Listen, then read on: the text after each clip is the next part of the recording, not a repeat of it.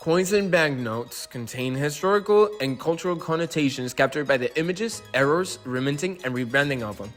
They show us what mattered to the country at the time, or at least what they considered to be a representation of their country in the face of a coin. Cultural differences exist between generations, so coins and such are small time machines, ones that contextualize the usage and minting of our predecessors. In pre-Hispanic times, within the great Mexican civilizations, the concept of currency already existed. Cacao seeds were used as a general means of transaction. In one of his books entitled The Mexican Currency, Its History, the author Jose Manuel Sobrino refers to this use to the abundance of the seed due to the great extension of the cocoa tree in South America. Sobrino also affirms that cotton cloth, jade beads, as well as gold dust deposited inside the body of feathers were also used due to the appearance and archaeological findings. The history of Mexican currency goes back to the 16th century, to the conquest of Mexico. The Spaniards arrived in the newly discovered continent of America, discovering riches such as gold and silver. Their greed led them to war, finally conquering the country in 1521. The silver was taken to Spain for minting and sent back to the colony.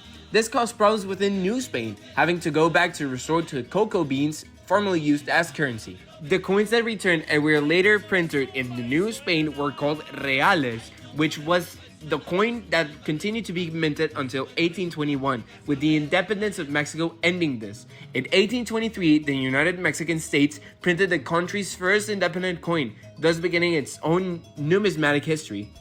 Unlike paper, which withers, coins are enduring and convenient. They offer people ways to mark their lives and important events in them. They serve as symbols and traditions connecting past and present and people with experiences and each other in ways that nothing else can.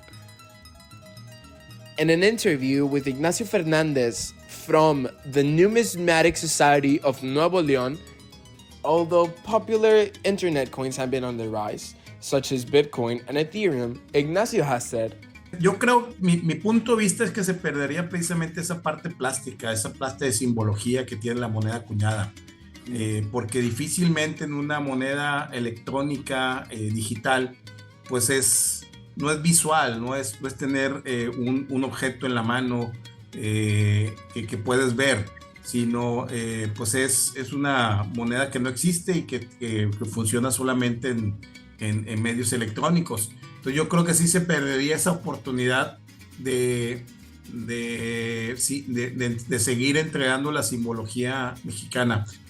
Coins and banknotes are often released with cultural images, ones that resemble a certain event in time, a person, or a monument. Our national identity is strengthened because our culture is printed onto our money, something that we use and see very often in our hands. Maybe we don't even realize that a part of our culture is in our back pocket. Something so little as the image of Nezahualcóyotl on the 100 pesos note accompanied by a small poem written by him can be so significant in how we see our culture.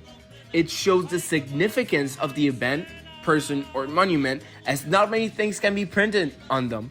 Only a few denominations are to be assigned. Because this hobby is mostly populated by an older demographic, the hobby and history of numismatics is dimming in comparison to other history-related hobbies. And the dissipation of this is a big deal. We aim to maintain our cultural heritage, and the disappearance of an organization that takes care and maintains the cultural value of our coins is something we should avoid at all costs.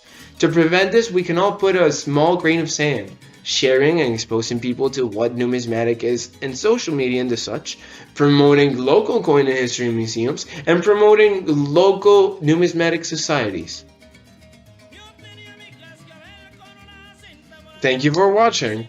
Yeah.